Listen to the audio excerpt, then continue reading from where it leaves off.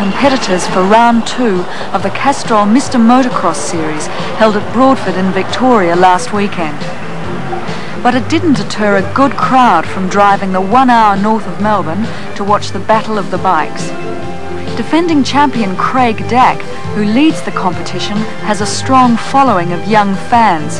However, his popularity does not always convince officials that he's on the right track.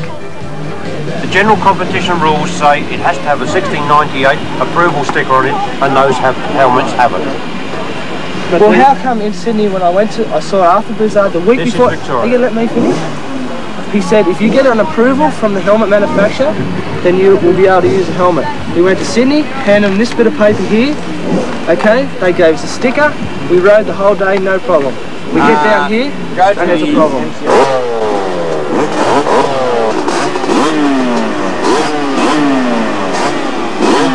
Craig concedes defeat to officialdom and sets his mind to the task at hand.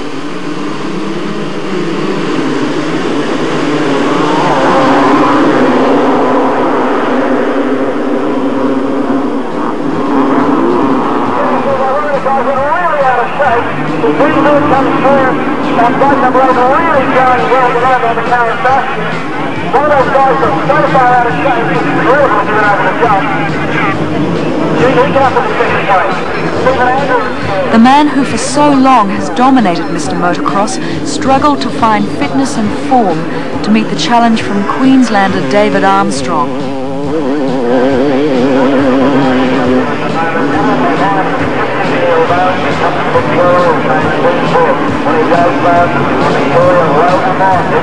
With only 6 minutes between each race, there's little time for a rider to contemplate where he's going wrong. First 2 races my arms were pumping out really bad because I was just fighting the bike, I wasn't loose. That time I got my aggression going a bit more and I was flowing pretty good, but I just can't get the start, so it's what's letting me down. Missing the start? I got the jump that time. Bad position or? No, just me. Just dozing off.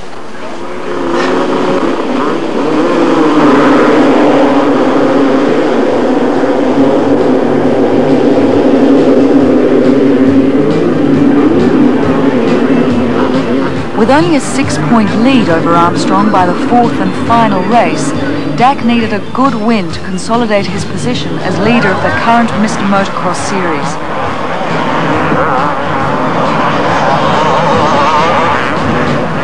However, this was not to be. Armstrong won the last race to score 15 points, with Dack third earning just 10. Craig Dack therefore goes into the 3rd round on 96 points, with Armstrong chasing him on 95.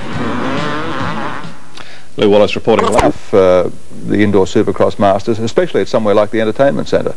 Yes, well, they held it last year for the first time, and it's very exciting to ride in such a enclosed area with the great amount of spectators available.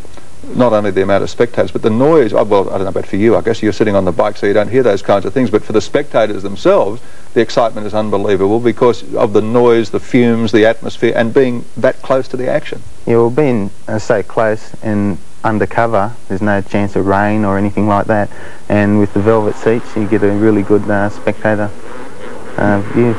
Well, this was the action in Brisbane at the big promotion up there earlier in the season. You took part in that as well? Yes, I did. I finished 5th overall in that one. Actually, I had a bit of bad luck, I fell off, and that's the way it goes. There seems to be a lot of falling off. Well, that's motor racing, you never know what can happen.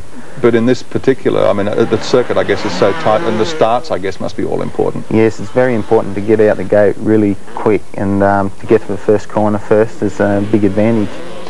Tell us a bit about the bikes that you ride. What kind of development has to go into them? Because I mean, obviously, suspension has to be special to survive this kind of wear and tear. Yeah, well, it's a pretty demanding sport.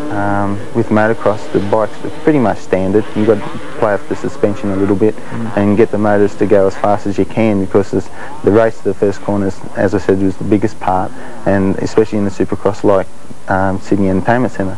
And it really helps to have a fast bike. So there's a degree of luck obviously involved in how you get away from the start, but obviously there's a fair degree of skill despite the fact that the track is so small and there's so much crowding.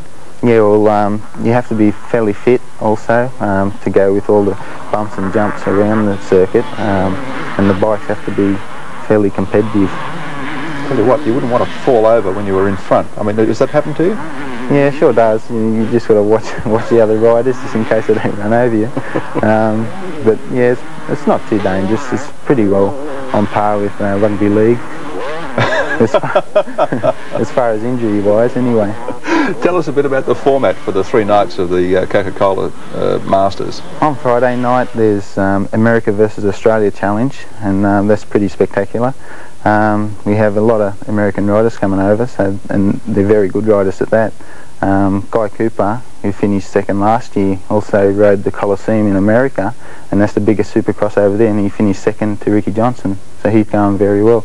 But on Saturday night there's just a normal supercross race with everyone just it's a do or die sort of thing. You got to every man for himself. Yes, it sure is.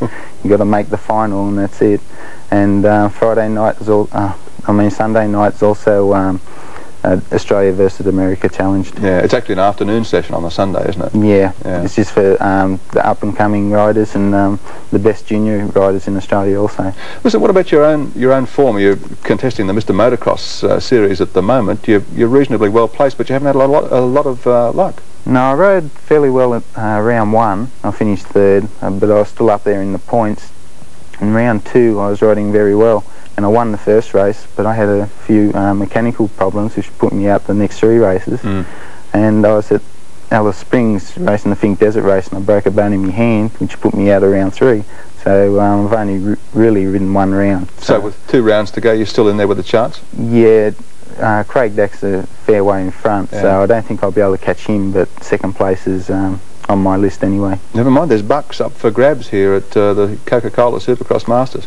Yeah, well, it's the biggest Supercross in Australia, so yes, the biggest cash dollar one anyway, so it'd be good to win that one. Okay, well, we look forward to it, and hope you have a lot of luck there. Yes, thanks very much. Okay, Glenn Bell, he'll be contesting the Coca-Cola Supercross Masters, Sydney Entertainment Centre, August 7, 8 and 9. It'll be something not to miss, and you won't want to miss the rest of Sports World. It follows after this break.